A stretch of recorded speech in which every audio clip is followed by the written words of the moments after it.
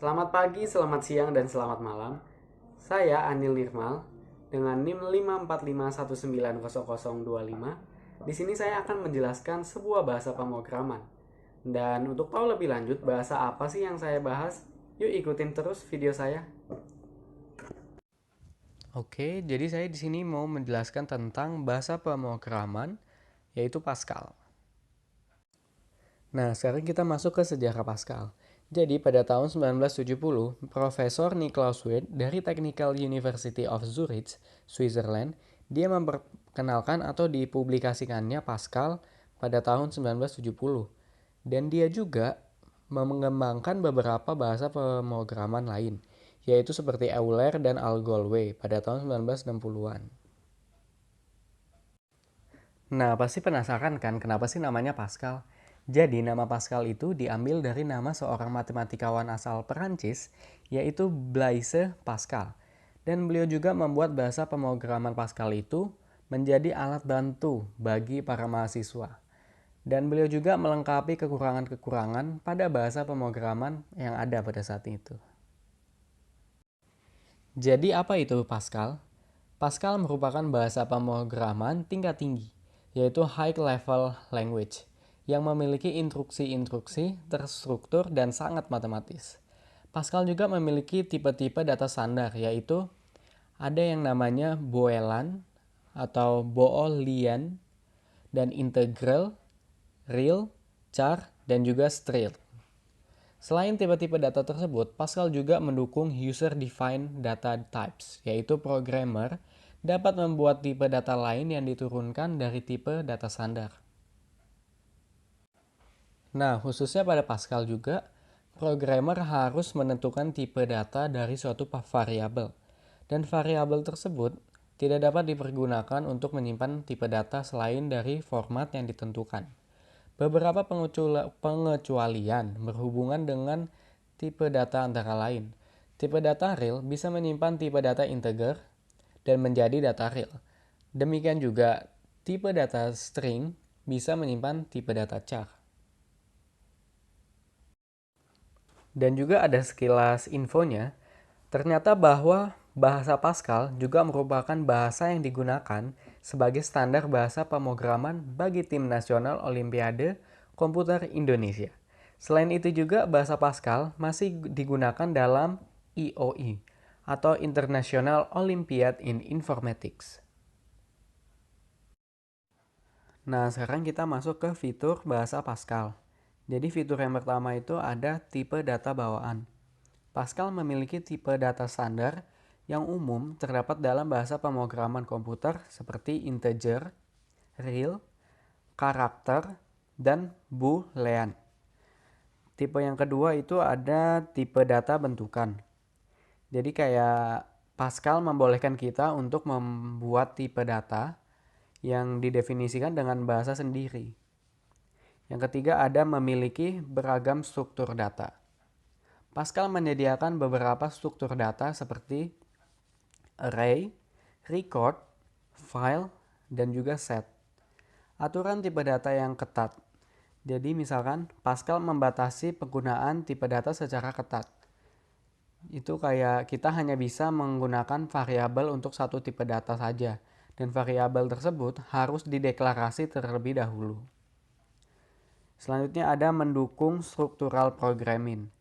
Jadi bahasa Pascal dirancang dengan konsep pemrograman terstruktur yang mendukung subprogram melalui fungsi dan prosedur. Selanjutnya sederhana dan ekspresif. Pascal banyak menggunakan perintah-perintah dalam bahasa Inggris. Sederhana sehingga mudah dipahami. Mendukung program objek. Maksudnya itu, walaupun tidak banyak yang dibahas, tetapi Pascal juga mendukung pemrograman berbasis objek, terutama pada compiler versi terakhir. Dan di Pascal juga ada aturan dasar penulisan kode Pascal yang wajib dipahami. Jadi yang pertama ada judul program. Judul program ini bersifat opsional, jadi kayak programnya masih bisa berjalan meskipun programnya itu belum dikasih judul. Jadi kayak misalkan contohnya di gambar yang saya berikan. Yang kedua ada kepala program. Bagian kepala program ini berisi deklarasi dan type constant uses var, termasuk juga judul program. Jadi kayak misalkan di struktur data tertentu seperti ada array, record, pointer, dan sebagainya. Contohnya juga sudah saya berikan di layar. Konstanta. Konstanta juga merupakan tetapan dari nilai yang tidak bisa diubah. Jadi kayak misalkan ada yang namanya bilangan E atau koefisien Euler. Itu memiliki nilai konstanta. Namun kita hanya memberikan konstanta seperti huruf E atau biasanya pi. Pi banyak sekali dipakai untuk mencari volume-volume dari tabung yang berbentuk bundar. Jadi pi biasanya 3,14. Namun, jika secara detail dapat diperhatikan pada gambar yang saya berikan, yaitu pi sama dengan 3,14 1592,654 dan ada titik komanya. Selanjutnya uses. Uses digunakan untuk mendeklarasikan library untuk unit yang akan digunakan dalam program. Jadi contohnya uses spasi crt titik koma. Dan apabila terdapat lebih dari satu library, maka dipisahkan dengan tanda koma. Contohnya uses crt, my underscore library titik koma.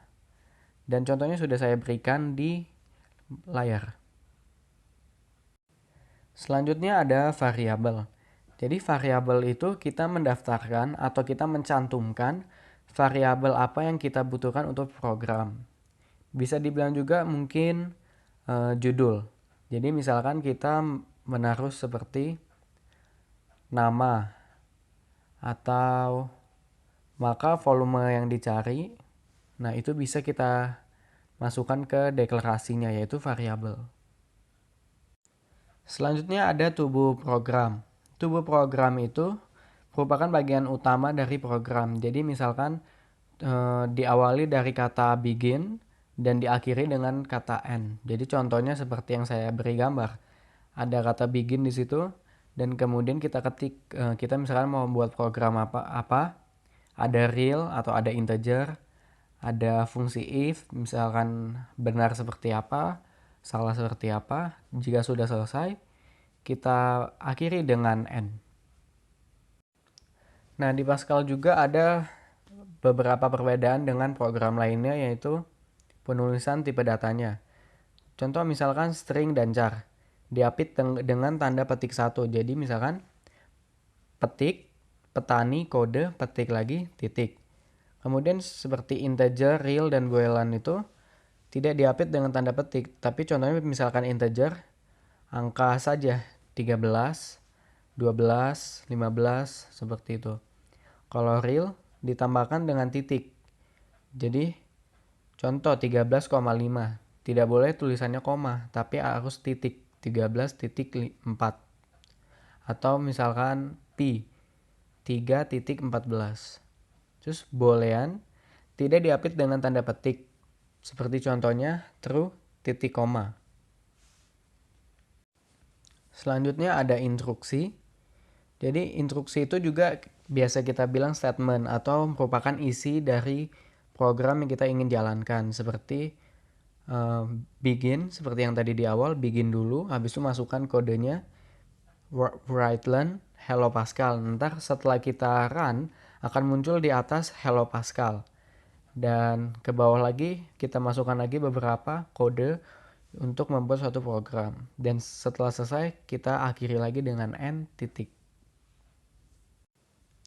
Selanjutnya ada komentar.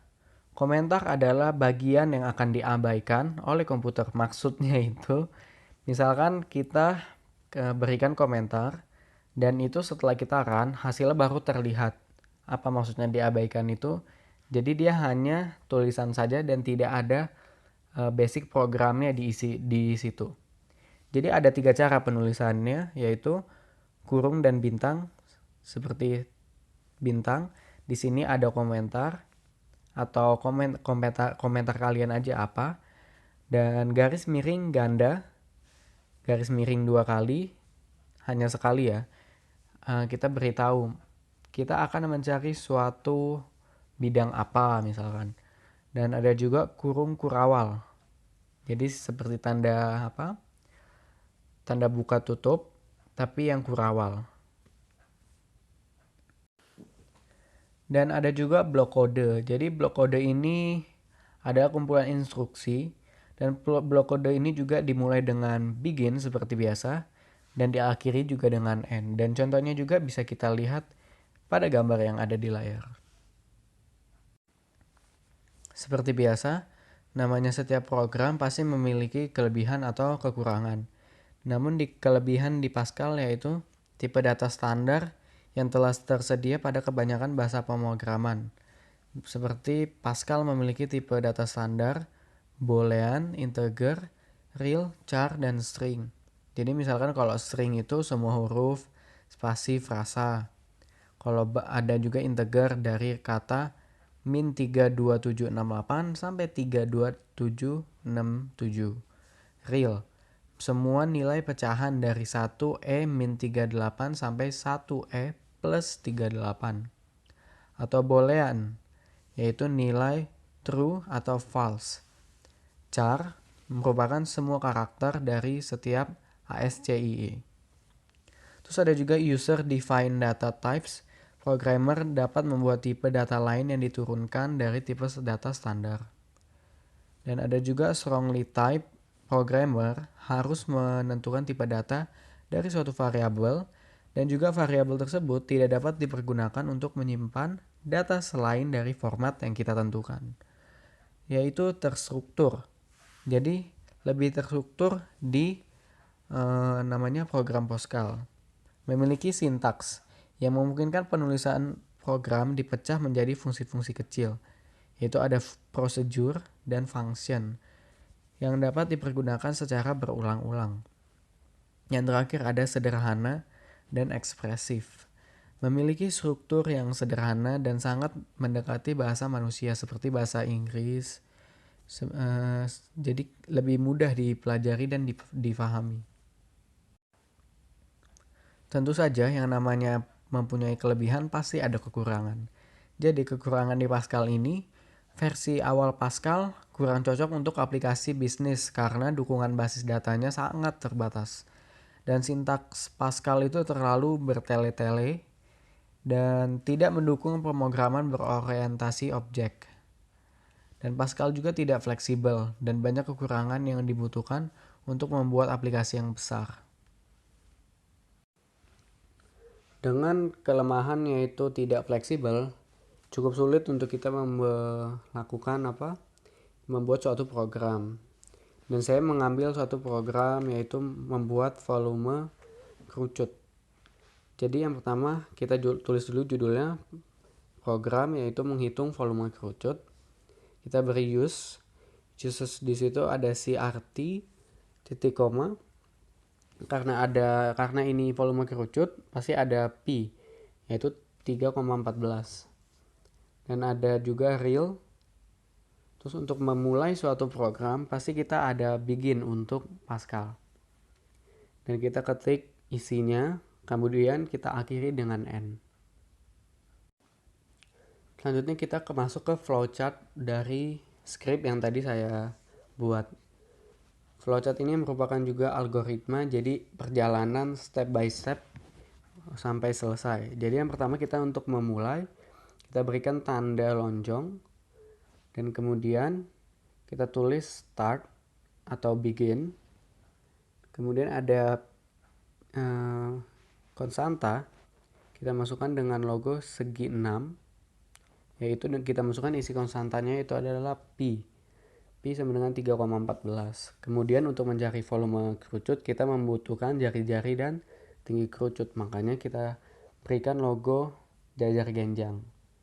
Kemudian setelah mendapat itu, baru kita bisa mencari yaitu volume kerucut dengan rumus sepertiga pi r kuadrat kali t.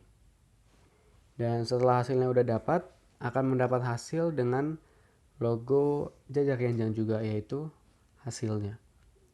Dan setelah itu, setelah selesai prosesnya akan diakhiri dengan end. Nah, untuk membuktikan program saya mengambil salah satu contoh soal aplikasi. Soalnya itu adalah sebuah nasi tumpeng mempunyai tinggi 30 cm dengan panjang jari-jari 10 cm. Kemudian tentukanlah volume nasi tumpeng tersebut. Nah, mari kita kerjakan dengan program yang kita sudah buat. Nah, sekarang kita masuk dulu ke program kita. Lalu kita klik run. Kita run. Akan muncul seperti ini. Maaf. Menentukan volume kerucut. Kita masukkan jari-jari di soal tadi, yaitu 30 dan tinggi kerucutnya itu tadi 10 cm. Kita enter, maka hasilnya akan keluar, yaitu volume kerucut adalah 9420 cm kubik, lengkap dengan satuan yang ada. Nah, kita udah sampai pada penghujung presentasi. Jadi saya tadi sudah menjelaskan tentang Pascal, apa itu Pascal, sejarahnya, dan program Pascalnya juga sudah saya buat, yaitu menentukan volume kerucut. Dan saya juga berharap semoga apa yang saya jelaskan pada kesempatan ini dapat diterima dan semoga menambah wawasan kita. Semoga pandemi COVID-19 ini juga segera berakhir agar kita bisa presentasi seperti biasa di kampus dengan nyaman. Terima kasih.